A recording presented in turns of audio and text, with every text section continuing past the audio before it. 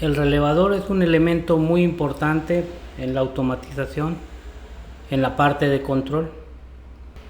Puede tener grupos de contactos donde uno de los pines tiene la función de ser el componente común, donde hace continuidad con uno o con el otro, dependiendo si la bobina está alimentada o está en reposo. Aquí, por ejemplo, la bobina no está alimentada y tiene una posición, tanto el común con respecto al cerrado.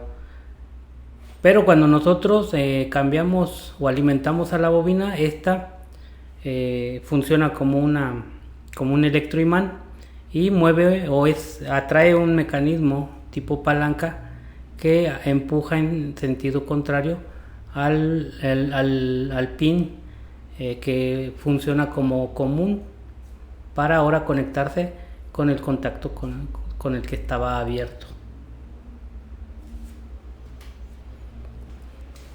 Acá tenemos otro relevador donde el común es el número 11 y está en la parte, digamos que en la parte aérea, donde está haciendo contacto con el pin 14.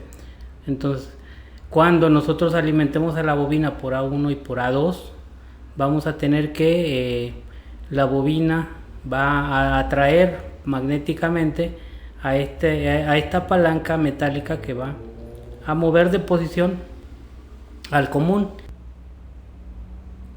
Acá vemos en la simulación como al ser alimentada la bobina, esta se comporta como un campo, como un electroimán, generando un campo magnético, el cual mueve de posición los contactos.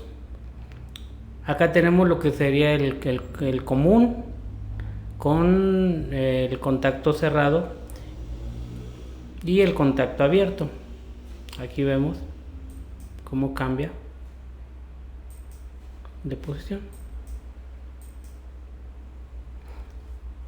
Existen también relevadores que no tienen grupos, ¿no? Donde está el común, cerrado y abierto, sino también tienen contactos individuales, contactos abiertos y también contactos cerrados.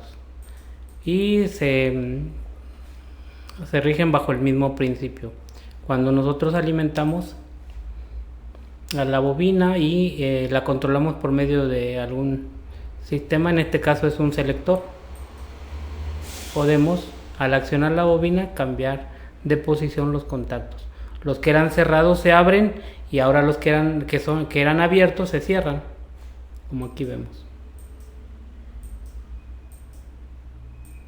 Y de esta manera nosotros ya podemos activar